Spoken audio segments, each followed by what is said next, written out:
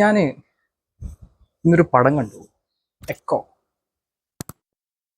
നമ്മുടെ സന്ദീപ് അഭിനയിച്ചിട്ടുള്ള, നമ്മളെ പടക്കളം സന്ദീപ് അതന്നെ അഭിനയിച്ചിട്ടുള്ള എക്കോ. ദിൽജിത്ത് അയ്യത്താൻ എന്ന് പറയുന്ന നമ്മുടെ ഡയറക്ടർ, നമ്മുടെ അറിയാം, Kishkindha Kaandam team, complete Kishkindha Kaandam team. എന്നാ പണി വെച്ചിരിക്ക. ഇതൊരു മൂവി റിവ്യൂ അല്ല. കാരണം വെച്ച് കഴിഞ്ഞാൽ ഈ എക്കോ മൂവി വിട്ടുപോയതാണ് കാണാൻ. ഒന്നാമത് സ്റ്റാർ കാസ്റ്റിംഗ് ഇല്ല, പിന്നെ നമ്മൾ അറിഞ്ഞിട്ടില്ല എന്നുള്ളതാണ് വാസ്തവം. ഈ ഒരു പടം അറിഞ്ഞിട്ടില്ല എന്നുള്ളത്. ഒരു ഹോളിവുഡ്, നമ്മുടെ മലയാള സിനിമ തന്നെ നമുക്ക് ഫീൽ ചെയ്യാൻ പറ്റും. പക്ഷേ cinematography wise is a class movie. മലയാള സിനിമയിൽ ഒരു 10 സിനിമ എടുത്ത് മാറ്റി വെക്കാൻ പറ്റിയ സിനിമ എക്കോ.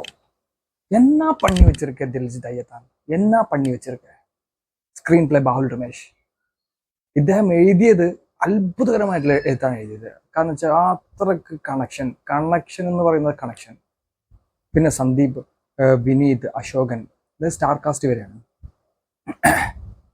വിനീത് എന്നൊക്കെ പറയുന്നത് നമ്മുടെ കബുളിവാല വിനീത്. പക്ഷെ അദ്ദേഹത്തെ എനിക്കൊരു ലൈക്ക് ആവാത്തൊരു നടനാണ് വിനീത്. പക്ഷേ കൊടുക്കേണ്ട സാധനം കൊടുത്ത് പണിയെടുപ്പിച്ചു കഴിഞ്ഞാൽ ചെയ്യുമെന്നുള്ളത് ഈ ഒരു പടത്തിൽ നമുക്ക് മനസ്സിലാവും. ദിൽജിത്ത് അയ്യത്താൻ അങ്ങനെ ജയിപ്പിച്ചിട്ടുണ്ട് വിനീതിനെ. ഭയങ്കര ഇഷ്ടപ്പെട്ടു, എനിക്ക് ഭയങ്കര ഇഷ്ടപ്പെട്ടു. എന്തൊരു പടമാണെക്കോ. ഈ ഒരു, ഞാൻ ആദ്യമേ പറഞ്ഞു, this is not a review of a movie. ഈ ഒരു പടം കാണണം, തിയേറ്ററിക്കൽ എക്സ്പീരിയൻസ് മിസ് ചെയ്യാതെ കാണണം. അതിനു വേണ്ടിയിട്ട് ചെയ്യുന്ന ഒരു കോണ്ടന്റ് മാത്രമാണ് ഈ ഒരു വീഡിയോ. അല്ലാതെ ഇതൊരു മൂവി റിവ്യൂ ആയിട്ട് കാണരുത്. കാരണം ഇത് പറയാതിരിക്കാൻ പറ്റുന്നില്ല. കാരണം വെച്ച് കഴിഞ്ഞാൽ തിയേറ്ററിക്കൽ എക്സ്പീരിയൻസ്, ഇതുപോലൊരു മൂവി നമ്മൾ മലയാളികൾ മിസ് ചെയ്യരുത്. അതുപോലത്തെ മൂവി കിഷ്കിന്ധാകാന്ഡം എന്ന് പറയുന്ന മൂവി നമുക്ക് പല സ്ഥലത്തും നമുക്കിത് ഫീൽ ചെയ്യാൻ പറ്റുമെങ്കിലും കിഷ്കിന്ധാകാന്ഡം മറ്റൊന്ന്, എക്കോ മറ്റൊന്ന്. സന്ദീപിനെ കൊണ്ട് പണിയെടുപ്പിക്കുക എന്ന് പറയുന്നത് അത്രത്തോളം പണിയെടുപ്പിച്ചിട്ടുണ്ട് നമ്മുടെ ദിൽജിത്ത് അയ്യത്താൻ. അതേപോലെ തന്നെ എഡിറ്റർ സൂരജ് എന്ന് പറയുന്ന ആളാണ് എഡിറ്റ് ചെയ്തിട്ടുള്ളത്. പിന്നെ മജീദ് എന്ന് പറയുന്ന ആള് മ്യൂസിക്, ബെസ്റ്റ് മ്യൂസിക്കാണ്. 4 കോടി രൂപയെ കൊണ്ട് 4 കോടി രൂപയെ കൊണ്ട് എടുത്തിട്ടുള്ള പടം. വെറും 4 കോടി രൂപയെ കൊണ്ട് 4 കോടിന്റെ മുകളിൽ നമുക്ക് 400 കോടിന്റെ സാധനം ഇട്ടുണ്ട്. Not a technical wise, it's a content vice.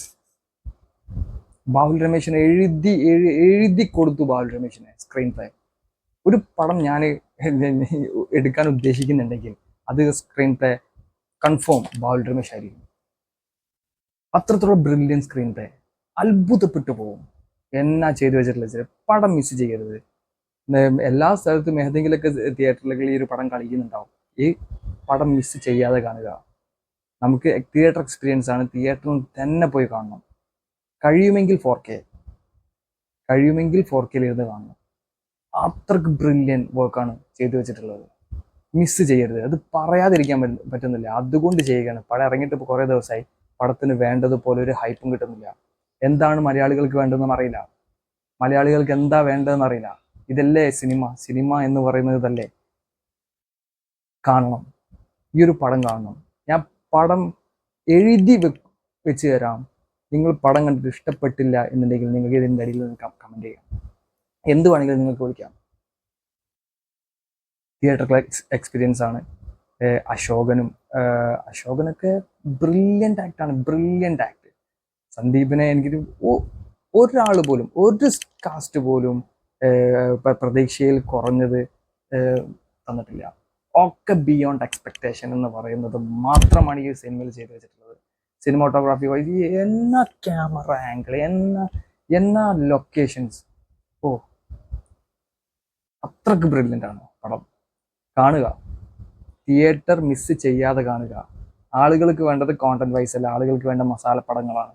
മസാലപ്പടങ്ങൾ ഇഷ്ടപ്പെടുന്നവർക്ക് മസാലപ്പടങ്ങൾ കാണാം. ഇങ്ങനത്തെ കോണ്ടന്റ് സോൾഫുൾ ആയിട്ടുള്ള സൈക്കോളജിക്കൽ മൂവി. ഇതാണ് സൈക്കോളജിക്കൽ എന്ന് പറയുന്നത്. സൈക്കോളജിക്കൽ മൂവി ഒന്ന് കണ്ടു നോക്കൂ. കണ്ടു നോക്കിയിട്ട് ബാക്കി പറയൂ. കണ്ടിട്ട് ഇഷ്ടപ്പെട്ടെങ്കിൽ ഒന്ന് കമൻറ്റ് ചെയ്യൂ. ഞാൻ ഇതിനു മുമ്പ് സർക്യൂട്ട് എന്ന് പറയുന്ന ഒരു മൂവി ഞാൻ റിവ്യൂ ചെയ്തിട്ടുണ്ടായിരുന്നു. അതിനും വേണ്ടതുപോലെ കാര്യങ്ങൾ അതുപോലത്തെ ഒരുപാട് മലയാള സിനിമകൾ തളർന്നു പോയിട്ടുണ്ട്. ഒരുപാട് മലയാള സിനിമകൾ.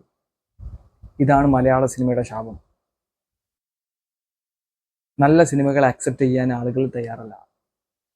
പലപ്പോഴും പറയും നല്ല സിനിമകളുണ്ട്, സ്റ്റാർ കാസ്റ്റ് വേണ്ട, അത് വേണ്ട, ഇത് വേണ്ട എന്നൊക്കെ. പക്ഷെ ഇപ്പോഴും മലയാളികൾ അതിന് തയ്യാറായിട്ടില്ല എന്നുള്ളതാണ് വാസ്തവം. ഈ ഒരു പടം നിങ്ങൾ കാണൂ, കണ്ടിട്ട് പറയൂ.